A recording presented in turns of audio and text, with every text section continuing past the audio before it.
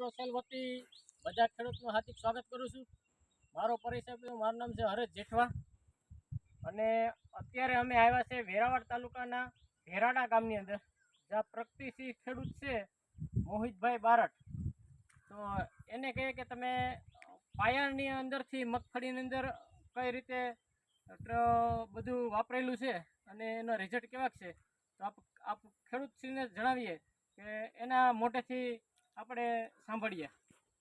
તો તમારું નામ શું? બારડ મોહિત મોબાઈલ નંબર? 9941 તો તમે જ્યારે વાવેતર કર્યું ત્યારે પાયાની અંદર શું વાપરેલું છે?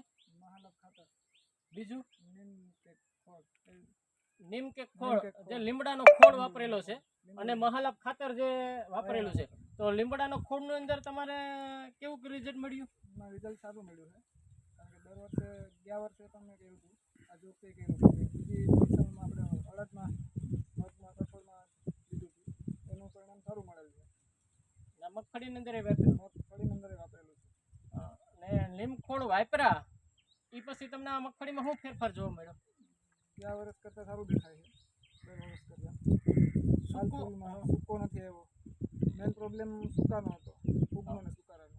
મોહિતભાઈનું કેવું છે કે દર વર્ષે સૂકો આવતો, જ્યારે નીમખોળ વાપર્યા પછી સૂકાનો પ્રોબ્લેમ આવ્યો જ નથી, અને મહાલાભ ખાતર વાપર્યું એનું રિઝલ્ટ કેવું છે? મહાલાભનું રિઝલ્ટ સારું છે। આપણે નજરની સામે જોઈ શકીએ છીએ ખાતરનું રિઝલ્ટ કે મહાલાભ વાપર્યું એ પછી મોહિતભાઈને એવું કહે છે કે ફાલ દોડવા અને મગફળીની અંદર સારું એવું પરિણામ મળેલું છે।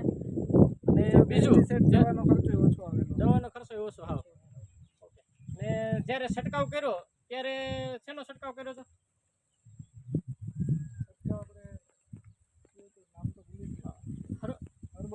હર્બોવિટા વાપર્યું એ પછી તમને હર્બોવિટાનું કેવું રિઝલ્ટ મળ્યું?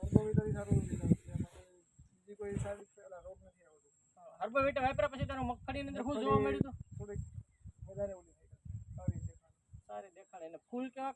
ફૂલ ફાલ ને દાઢા ને